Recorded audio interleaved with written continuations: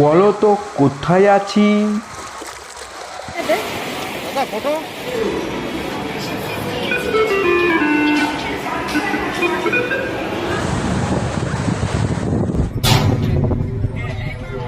আরে হ্যাঁ, দীঘাতেই তো। This is my first time in Digha sea beach. এতদিন পুকুরে স্নান করতাম ভাই, কিন্তু এটা আলাদাই লেভেলের পুকুর, যেই পুকুরের কোনো শেষই দেখতে পাওয়া যাচ্ছে না। আর সেই পুকুরটা হলো সমুদ্র, মানে বঙ্গোপসাগর। আর ওই দেখো আমার বউ তো মাঝখানে চলে গেছে।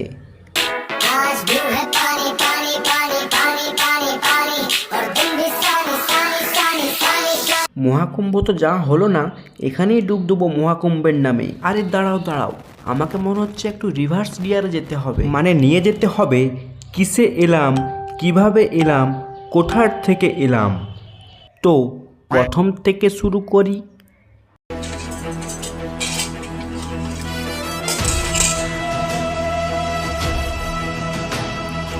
So ya kalau ya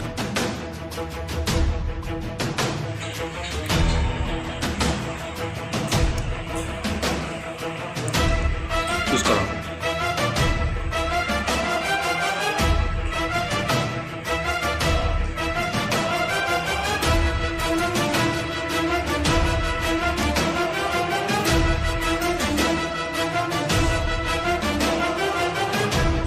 terus kalau ini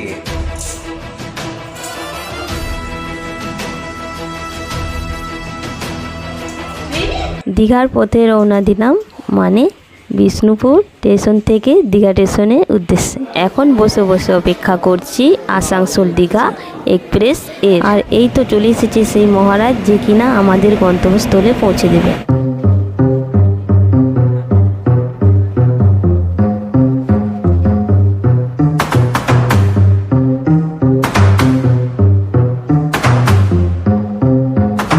এখন খড়গপুর চলে এসেছি এবং খড়গপুর থেকে কিছু সকালের খাবার নিয়ে নেব। আর এদিকে বউ বলছে খড়গপুর স্টেশনে গিয়ে বলছে ফুচকা খাবো।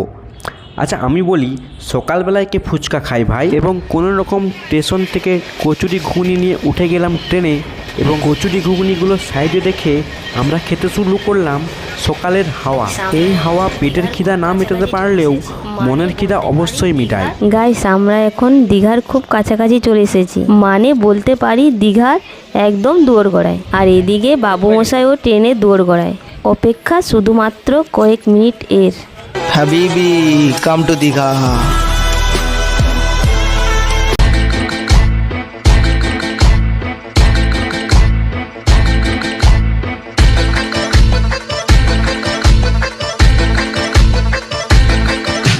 ফাইনালি দীঘাতে নেমে পড়েছি। নেমে তো পড়েছি, এবার নেক্সট কি? স্টেশন থেকে তো আর দীঘা ভ্রমণ হবে না।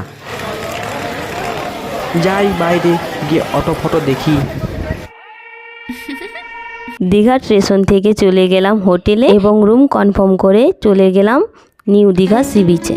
দীঘা সমুদ্র সৈকত, উফ, সেই সেরা বাঙালির মন ভরে যাওয়ার মতো একটা জায়গা। সত্যি বলতে বাঙালিদের একটা সবচেয়ে প্রিয় জায়গার নামের লিস্টের মধ্যে দীঘা হলো সেই লিস্টের মধ্যে প্রথম। তারপর আবার বিকেলে একটু ঘুম মেরে চলে গেলাম নিউ দীঘা রাতে সমুদ্র ঢেউ দেখতে।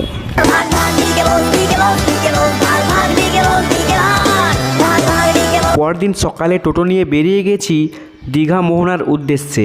আর পাশে দেখি জগন্নাথের মন্দির। এখন আমরা দীঘা মোহনায়। বউ একটা চায়ের দোকান থেকে এক কাপ চা নিয়ে নিয়েছে এবং ওইদিকে বিস্কুট খুঁজছে, এবং চা খেতে খেতে চলে যাচ্ছিলাম সমুদ্রের দিকে। ভেবেছিলাম তো দীঘা মোহনায় সূর্য উদয় দেখব, কিন্তু যখন এসেছি তখন ঘড়ির কাঁটায় বাজে আনুমানিক 9টা। আসতে হতো 6টায়, এসেছি 9টায়, মানে আমরা 6কে 9 করে ফেলেছি। আর সামনেই দেখি সমুদ্রের ধারে একটা তিমি মাছ চলে এসেছে। জায়গাটা প্রচুর গন্ধ করছিল। আমরা বেশিক্ষণ দাঁড়িয়ে না থেকে চলে গেলাম দোকানে এবং দোকানে বসে পড়লাম মুড়ি খেতে। আর যেখানে খেতে বসলাম তার সামনেটা ছিল ঠিক এই রকম।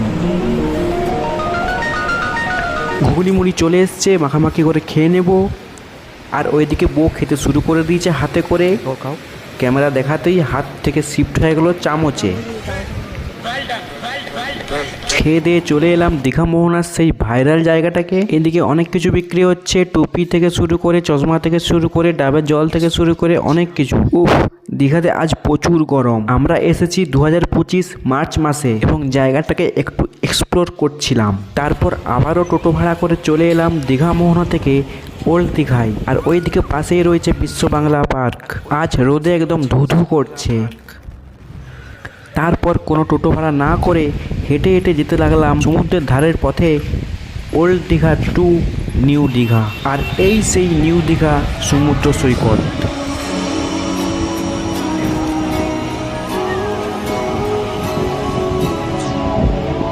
এখন আছি বাংলার গোয়া মানে উদয়পুর সি বিচে। ভাবলাম গরম মেটানোর জন্য দুজনের 2 বোতল বিয়ার মেরে নেব, কিন্তু এসে দেখি উদয়পুর বিচের সমস্ত দোকান বন্ধ। যদিও টাইম হয়েছিল সকাল 9টা, আমরা ওয়েট করলাম 11টা পর্যন্ত, কিন্তু কোনো দোকান খুলছিল না। ফার্স্ট টাইম দীঘা গেলাম আর উদয়পুর সি বিচটাই পুরো বন্ধ। মানে এক কথায় বলতে পারি সমুদ্রের ঢেউ পায়ে লাগিয়ে চিংড়ি মাছ কিংবা কাঁকড়া খাওয়া হলো না।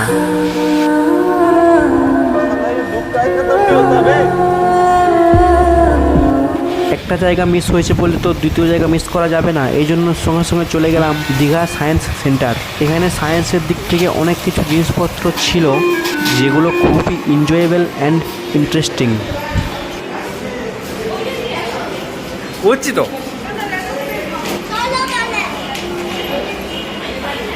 সব গোল হয়ে গেছে। আর এইখানে বউকে বললাম চলো হাতে তালি দিয়ে লাইট জ্বালিয়ে দেখাও, এই জোর জোর দাও। কিন্তু হাতের জোর না থাকায় আমাকেই নামতে হলো সেই ময়দানে। কিছুক্ষণ পরে আরও একটা ভাই এগিয়ে আসে আমার হেল্প করার জন্য। এখানে বিজ্ঞানসম্মত অনেক কিছু জিনিসপত্র রয়েছে, সেগুলো আর দেখালাম না। তারপর ওইখান থেকে সরাসরি চলে গেলাম রুমে এবং রুমে একটু রেস্ট নিয়ে আবার বিকেলে বেরিয়ে পড়লাম, যার নাম ছিল ঢেউসাগর পার্ক।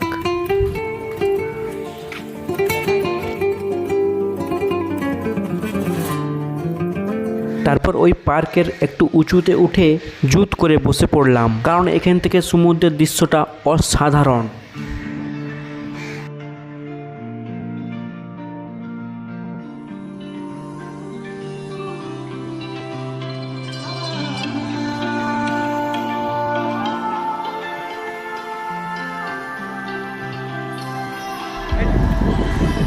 যদিও বিকেলে গরম করেনি, তাও আমরা পার্কের মধ্যে ছাতার নিচে বসে ভুট্টা ভাজা খাচ্ছিলাম।